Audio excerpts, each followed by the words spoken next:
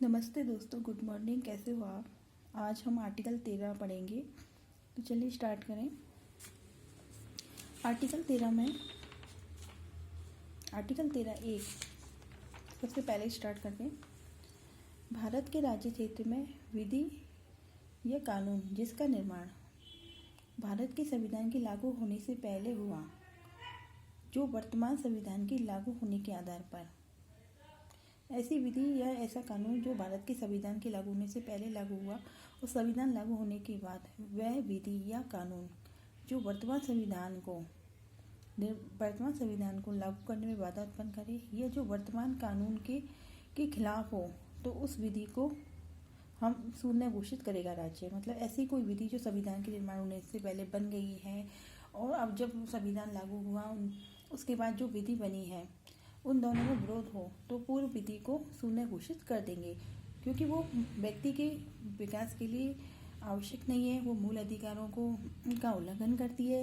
मतलब ऐसी विधि जो पूर्णतः मतलब मूल अधिकारों की व्यक्ति के विकास में बाधा बनती है, ऐसी विधि को राज्य शून्य घोषित कर देंगे। ये 13(1) में बनाएगा। मतलब राज्य ऐसी सारी विधियों को शून्य घोषित करेगा जो नए संविधान के निर्माण होने से पहले लागू थी, उन जो संविधान का उल्लंघन करती हैं, जो मूल अधिकारों को छीनती है, उन सभी विधियों को राज्य शून्य घोषित करेगा। ये आर्टिकल 13(1) में बताया गया है।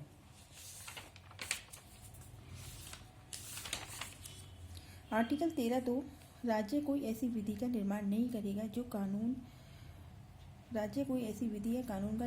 करेगा जो मौलिक अधिकारों का उल्लंघन करती हो या छीनती हो। अगर कोई ऐसी विधि बना दी हुई गई है तो उसे सुप्रीम कोर्ट शून्य घोषित करेगा।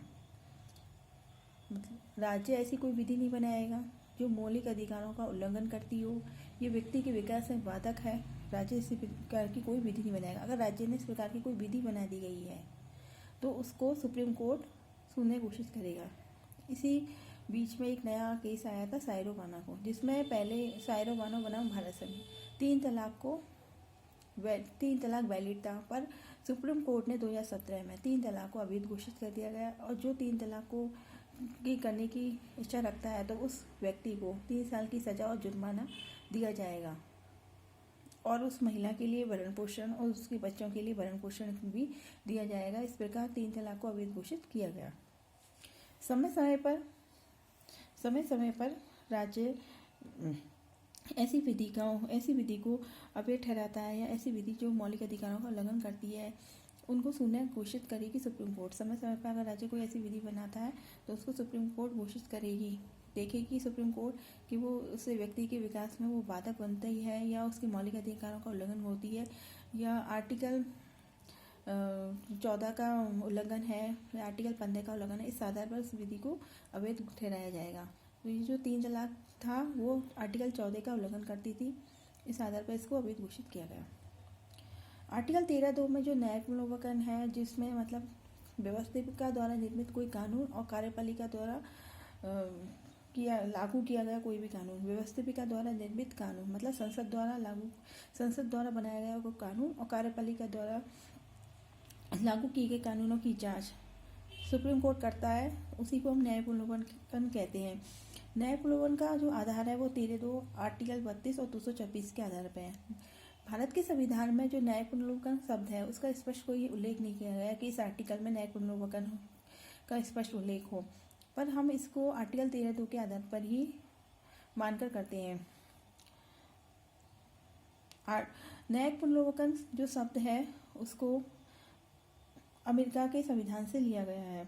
अब आर्टिकल 13(3) में हम विधि शब्द को देखेंगे। विधि शब्द में क्या क्या चीज़ आती है और क्या क्या नहीं आती है ये देखेंगे।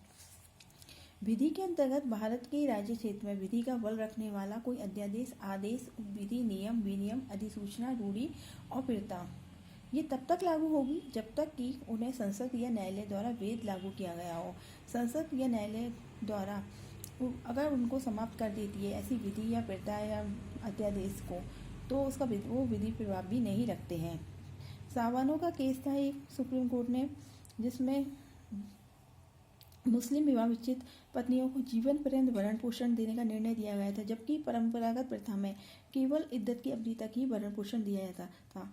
मतलब कहने का मतलब है कि ऐसी विधि या ऐसी प्रथा जो जो मतलब जो के मौलिक अधिकारों का उल्लंघन करती है, ऐसी विधि जो जिससे संसद जब तक तो वो वैध होगी जब तक कि संसद और न्यायालय द्वारा उसको जारी रखा है। अगर संसद और न्यायालय द्वारा अगर उसको बदल दिया गया है तो वो विधि भी अवैध हो जाएगी।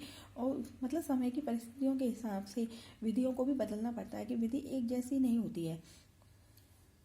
संसद द्वारा पारित विधि का बल तब तक नहीं रखेगी जब तक कि संविधान के अनुच्छेद 111 के अधीन राष्ट्रपति ने उस पर हस्ताक्षर न किया हो। यदि उस पर लागू करने के लिए कोई तिथि निर्धारित की गई है तो वह तिथि न आ गई हो। यदि उसे अधिसूचित किए जाने की आवश्यकता है तो उसे अधिसूचित न किया गया हो।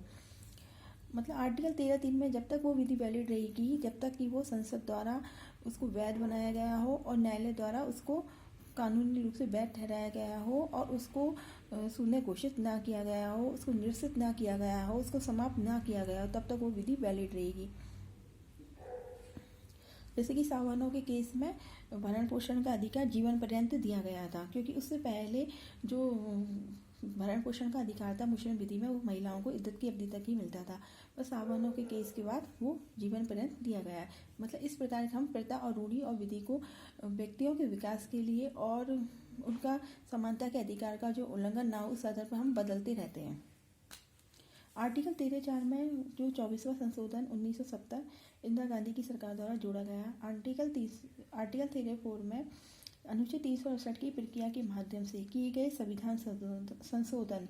आर्टिकल 368 की प्रक्रिया के माध्यम से किए गए संविधान संशोधन विधि शब्द के अंतर्गत परिभाषित नहीं किए जाएंगे। मतलब आर्टिकल 368 में जो भी संविधान संशोधन होंगे उसको हम विधि शब्द में नहीं सम्मिलित किए जाएंगे। आर्टिकल 13(4) में यह बताया गया है।